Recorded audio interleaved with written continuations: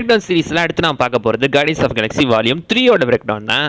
ஒரு ட்ரையாலஜி எண்டாக இந்த movie present பண்ணியிருப்பாங்க. அண்ட் உண்மையிலேயே அட்டகாசமாக இருக்குங்க. அப்போ கொஞ்சம் மார்வல் ஆக்சுவலி டவுன்ஃபால் ஏறி தானே இறங்கிட்டு இருந்துச்சு மார்வலோட அப்பப்போ. அந்த சமயத்தில் 2023 மார்வல் கொஞ்சம் தூக்கி விட்ட படம். வருஷம் ஒரு படம் வந்து மார்வல் ஒரு வகையில் தூக்கி விட்டுரும். அந்த வகையில் 2023 வந்த படம் தான் இந்த கார்டியன்ஸ் ஆஃப் கேலக்ஸி. ஒரு வகையில் பார்த்தீங்கன்னா அந்த படம் அவ்வளோ எமோஷனாக இருக்குங்க. சூப்பராக இருக்கும் அந்த படம் பார்க்கறதுக்கு. இந்த படத்தோட பிரேக் டவுன் இப்போ ஆரம்பிச்சிடலாமா? ஸ்டார்டிங் இன்ட்ரோலே எடுத்துக்கிட்டிங்கன்னா ஃபுல்லாகவே நம்ம கார்டியன்ஸ்க்கான ஒரு ட்ரிபியூட் மாதிரி தான் கொடுத்துருக்காங்க. இதுக்கு முன்னாடி இப்படி வக்காண்டா ஃபாரெவரில் முழுக்க நம்ம சாட்விக் போஸ்மேனுக்கான ஒரு ட்ரிபியூட் மாதிரி பார்த்தீங்கன்னா இன்ட்ரோ ஃபுல்லாக அவர் காட்டியிருந்தாங்களோ, இதே மாதிரி கார்டியன்ஸ்க்கான ஒரு ட்ரிபியூட்டாக இந்த இன்ட்ரோ ஃபுல்லாகவே கார்டியன்ஸாக காட்டியிருந்திருக்காங்க. அண்ட் அடுத்த சீனில் பார்த்தீங்கன்னா பூமியிலேருந்து தூக்கி வரப்பட்ட எல்லா ரக்கையும் ஒரு கூண்டில் அடைச்சி வச்சிருப்பாங்க. அதில் எல்லா ரக்கனுமே பின்னாடி போக ராக்கெட் மட்டும் பார்த்தீங்கன்னா முன்னாடி வந்து கொஞ்சம் ஆர்வமாக இருக்கிற மாதிரி, ஐ மீன் அந்த கையை பார்க்குற மாதிரி காட்டியிருந்திருப்பாங்க. ஸோ ராக்கெட் சின்ன வயசுலேயே பயம் இல்லாதன்றதை விட கொஞ்சம் ஆர்வமாக இருக்காரு அப்படின்ற மாதிரி இந்த இடத்துல நமக்கு தெளிவாகவே காட்டியிருந்திருக்காங்க. இப்போ நம்ம ராக்கெட்டை தான் காட்டுறாங்க. ஸோ ராக்கெட் பார்த்தீங்கன்னா ஆக்சுவலி ஒரு இடத்துல உட்காந்து அந்த ஜியூன் மியூசிக் பிளேயரில் பாட்டு கேட்டுட்டு இருப்பாரு. போன பாட்டு அந்த ஜியூன் மியூசிக் தான் ஆக்சுவலி கிஃப்ட் பண்ணியிருப்பாங்க ஸ்டார்லாடுக்கு.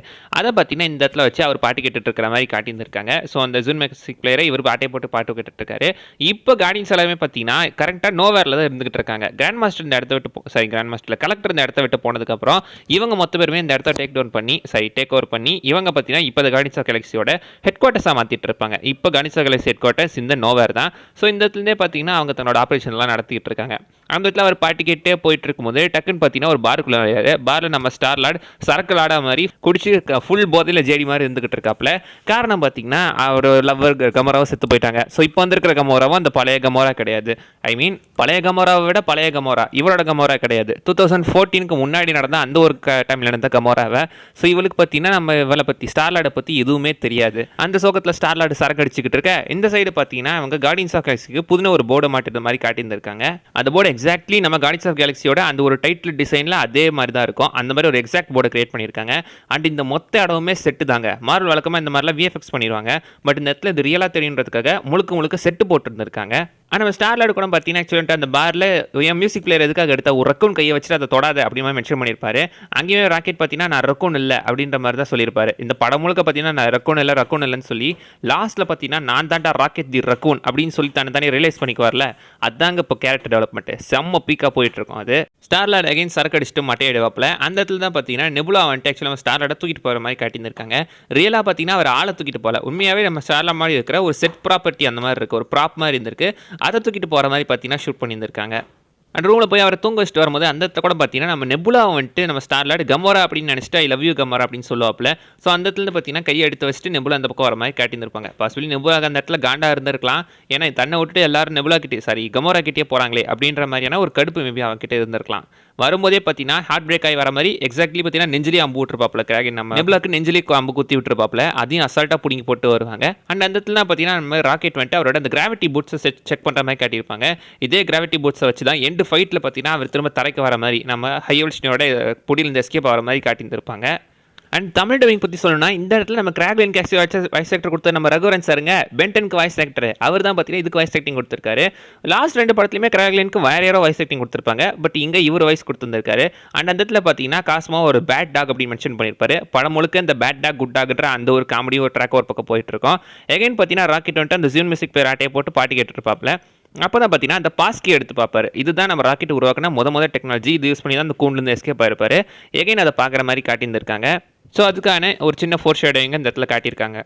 அண்ட் அந்த இடத்துல கிராக்லின் அம்பூரத்துக்காக ட்ரை பண்ணிக்கிட்டு இருப்பாப்ல. அம்பூரத்துக்கு ட்ரை பண்ணி அவருக்கு சரியாக உடவே வராது. பட் நம்ம காஸ்மோடாக் பார்த்தீங்கன்னா ஆக்சுவலி அவர் டெலிகினசிஸ் யூஸ் பண்ணி அசால்ட் எல்லாத்தையும் அடிப்பாங்க. அதில் ஒரு படத்தை பாருங்களேன், ஒரு ப்ரொஜெக்டில் பாருங்களேன். எக்ஸாக்ட்லி நம்ம மார்வல்ஸ் படத்தில் அந்த மினர்வா கேரக்டர் மாதிரி இல்லை. ஒரு சமயத்தில் லுக்கு பார்க்கறதுக்கு அப்படி தான் இருக்குது. அண்ட் இவங்க தான் பார்த்தீங்கன்னா எகைன் எட்டர்னல்ஸில் செர்சியாக நடிச்சிருப்பாங்க, சேம் ஆக்டர்ஸு.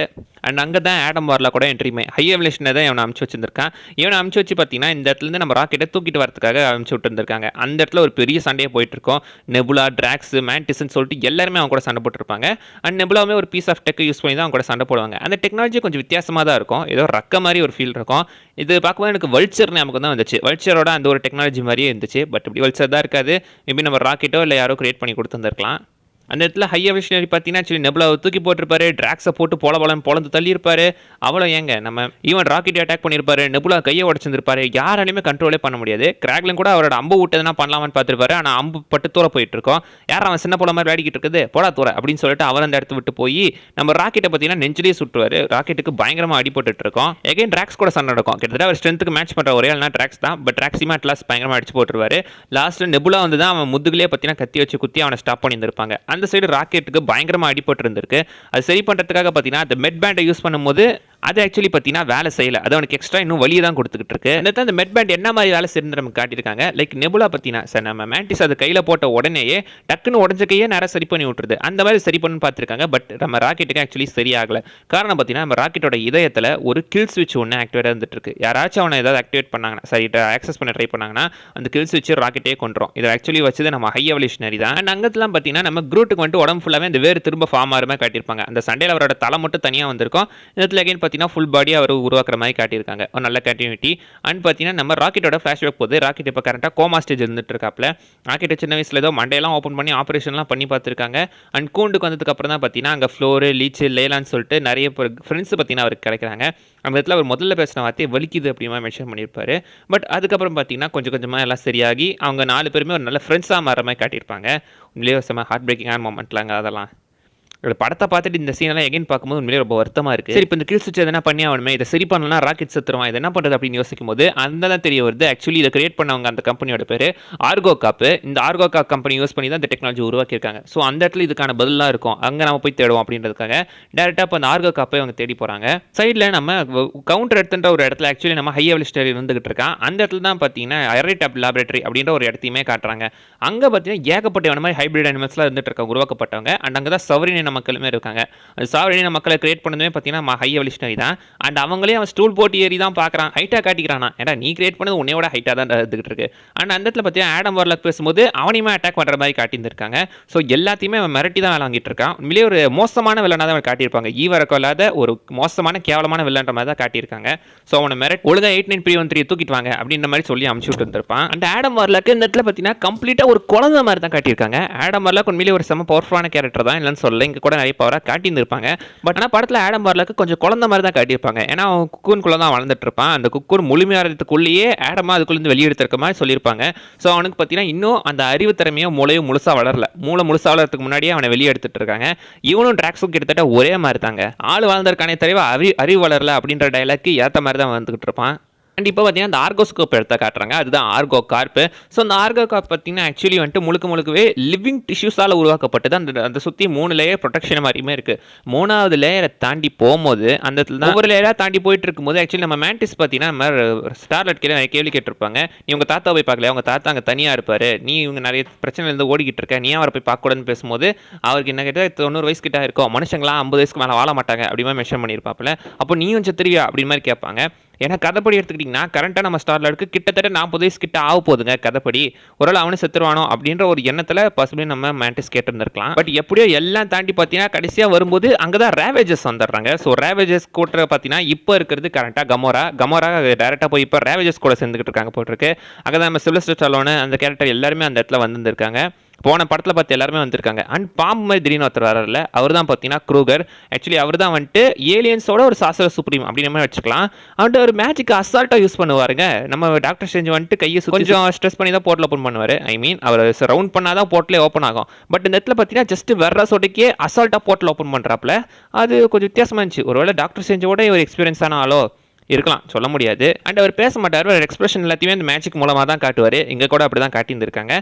இப்போ கமோரா கூட தான் நெபுலா பேசி ரேவேஜஸை வர வச்சு எப்படியா நம்ம ஆர்கோ காப் கம்பெனிக்குள்ளே போனோம், அதுக்காக அதெல்லாம் பண்ணுது அப்படின்ற மாதிரி எல்லாத்தையும் பற்றினா கூப்பிட்டு இதை பண்ணிட்டு இருக்காங்க. சைட் பை சைடாக பார்த்தீங்கன்னா ராக்கெட்டோட கோமாவில் இருக்கிற அந்த ஒரு பழைய ஃப்ளாஷ்பேக்கையுமே காட்டிட்டு இருக்காங்க. ராக்கெட் ரொம்ப ஒரு புத்திசாலித்தனமான ஒரு ஆளை தான் வளர்ந்துகிட்டு இருக்காப்புல. அந்த கவுண்டர் இடத்துக்குள்ள சுதந்திரமாக நம்ம பார்க்கணும், அந்த வானத்தை பார்க்கணும் அப்படின்றது தான் நம்ம ராக்கெட்டோட ஆசை. அந்த இடத்துல ஒரு ராக்கெட்டை பார்த்துட்டு நானும் அந்த ராக்கெட் மாதிரி வானத்தில் பறக்கணும் அப்படின்றது தான் நம்ம ராக்கெட்டோட முழு ஆசையாக இருந்துட்டு இருக்கு. அதனால தான் பார்த்தீங்கன்னா தன்னோட பேரை ராக்கெட் அப்படின்னு மென்ஷன் பண்ணியிருப்பாரு. தான் ஃப்ரெண்ட்ஸ் கூட சேர்ந்து வெளியே வானத்தை பார்க்கணும் அப்படின்றதுக்காக. இந்த இடத்துல ராக்கெட் இருக்குன்னு பார்த்தீங்கன்னா செம்ம புத்திசாலியாக வளர்ந்துட்டு இருக்காப்புல. அந்த சமயத்தில் சைடில் பார்த்தீங்கன்னா இந்த மிருகங்களை வச்சு ஐஎவல்யூஷனரி ஆராய்ச்சி பண்ணிட்டு இருப்பான். அப்போ சாதாரண மிருகங்களுக்கு ஏற்படுற பல லட்சக்கணக்கான எவல்யூஷன்ஸை நான் இப்போ உடனே என்னால் பண்ண முடியும் அப்படின்ற மாதிரி பார்த்தீங்கன்னா டக்குன்னு அந்த மிருகங்களை எவல்யூஷன் பண்ணிட்டு இருப்பான். பட் அந்த மிருகங்கள் எல்லாமே பார்த்தீங்கன்னா டக்குன்னு வந்துட்டு ரொம்ப ரேஜ்ஃபுல்லாக மாறி காட்டியிருப்பாங்க. ஒரு மைண்ட்லெஸ்ஸான மிருகங்களாக மாற மாதிரி காட்டியிருப்பாங்க. விட்டா ஒருத்தனை அடிச்சு கொண்டு போல அந்த மாதிரி ஒரு மிருகங்களாக இருக்கிற மாதிரி காட்டியிருந்திருப்பாங்க. ஆனால் இது எப்படி சரி பண்ணுறது அப்படின்னு சொல்லி பார்த்தீங்கன்னா அவர் யோசிச்சுட்டு இருப்பாரு. அப்போ தான் ராக்கெட் அதுக்காக ஒரு சொல்யூஷனை சொல்லுவாப்ல. அது கேட்டோன்னே எவல்யூஷனரியே ஷாக் ஆயிடுவான். இது நீ என்னோட புத்திசாலியாக இருக்கியா, நான் உருவாக்கின ஒரு உயிரினம் என்னோட புத்திசாலியாக இருக்கா அப்படின்னு சொல்லி அந்த இடத்துல நம்ம எவல்யூஷனரியோட அந்த ஒரு ஈகோ ஹேட் ஆயிரும். ஸோ அதனாலேயே பார்த்தீங்கன்னா அவன் நினச்சி செம்ம காண்டாக இருந்துகிட்டு இருப்பான். நான் உருவாக்கினவன்டா, நீ என்னோட புத்திசாலியாக இருக்கியா, இருக்கக்கூடாது, உன் மூளையை நான் கலட்டி ஆராய்ச்சி பண்ண போகிறேன், நீ எப்படிப்பட்டவன் நான் செக் பண்ணும் அப்படின்றத பார்த்தீங்கன்னா அவர் இந்த இடத்துல மென்ஷன் பண்ணிட்டு இருப்பாரு. அண்ட் பார்த்தீங்கன்னா ராக்கெட் அதே சமயத்தில் தான் சைடில் இந்த பாஸ்கிக்கான நிறைய காம்பனன்ட்ஸை கலெக்ட் பண்ணி ஒரு வழியாக பாஸ்கியுமே உருவாக்கிடுவார். அதை யூஸ் பண்ணி பார்த்தீங்கன்னா அப்படியே அந்த இடத்த விட்டு நம்ம நண்பர்களோட எஸ்கேப் ஆயிடலாம் அப்படின்னு சொல்லி தான் பார்த்தீங்கன்னா அவர் ரிலீஸ் பண்ணி விடுவாப்ல.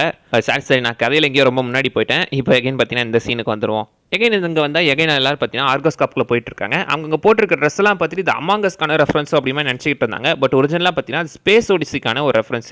ஸ்பேஸ் ஒடிசியில் தான் இந்த மாதிரி சூட்ஸ் வந்துட்டு இருக்கோம். அந்த ஸ்பேஸ் சூட்டை இன்ஸ்பயர் பண்ணி தான் ஆக்சுவலி பார்த்தீங்கன்னா அமாங்கஸே கிரியேட் பண்ணியிருப்பாங்க. இது அதுக்கான இன்ஸ்பிரேஷன் தான். அந்த இடத்துல பார்த்தீங்கன்னா நம்ம ஸ்டார்லார்டு சூட்டை மாற்றத்துக்காக ப்ளூ கலர் சூட்டை போட்டு நம்ம கமோரா கிட்ட பேசிட்டு இருப்பாரு. இங்கே பாருங்களேன், நெபுலா ப்ளூ கலரு ஆனால் கிரீன் கலர் சூட் போட்டிருக்காங்க. கமோராவோட கலரு, கமோரா கிரீன் கலரு ஆனால் ப்ளூ கலர் சூட் போட்டிருக்காங்க. அந்த ஒரு ஆப்போசிட்டாக இருக்குன்றதை காட்டிட்டு இருக்காங்க. அண்ட் ஒவ்வொரு சூட்டும் பார்த்தீங்கன்னா ஒவ்வொரு கலருக்கு இருந்துட்டு இருக்கும். பட் நம்ம ஸ்டார்லோட சூட் மட்டும் அவர் எல்லோ கலர் எல்லோக்கே இருந்துகிட்டு இருக்கோம். ஒவ்வொரு கலரும் வேற வேற சூட் கிட்ட பேசுற மாதிரி அவங்க வித்தியாசமா மாத்தி டிசைன் பண்ணியிருப்பாங்க. ஒரு வழியா அவங்க ஆர்கோஸ்காப்லயும் போயிட்டாங்க. பட் போயிட்டு பார்த்தீங்கன்னா சூட்டை மறைச்சு வைக்கலாம் அப்படின்னு சொல்லி வேற இடத்துல மறைச்சு வைப்பாங்க. டக்குன்னு பார்த்தீங்கன்னா உள்ள ஆளுங்க வந்த உடனே நாங்கள் இந்த இடத்துல பார்த்தீங்கன்னா அந்த இடத்துல ஹோல் விழுந்திருக்கு, என்னடா வேலை பார்த்துட்டு இருக்கீங்க, நாங்கள் அதை சரி பண்ணுறதுக்காக வந்திருக்கோம் அப்படின்ற மாதிரி பேசிட்டு இருப்பாங்க. டக்குன்னு பார்த்தீங்கன்னா அவங்க அந்த சூட்டை உள்ள போட்ட உடனே அப்போதான் தெரியுது அது வந்துட்டு வேற ஒரு சேம்பர். அது வந்துட்டு ஸ்பேஸ்ல எல்லா சூட்டையும் தூக்கி அடிச்சிருது. இந்த சைடுக்காக பார்த்தீங்கன்னா ஆக்சுவலி வந்துட்டு அவங்க இப்போ நம்ம ராக்கெட்டோட ஃபைலை தேடி போடலாம் அப்படின்றதுக்காக ராக்கெட்டோட ஃபைலை தான் தேடிட்டு இருக்காங்க. ஒரு வழியாக ஃபைலுமே கிடச்சிருச்சு.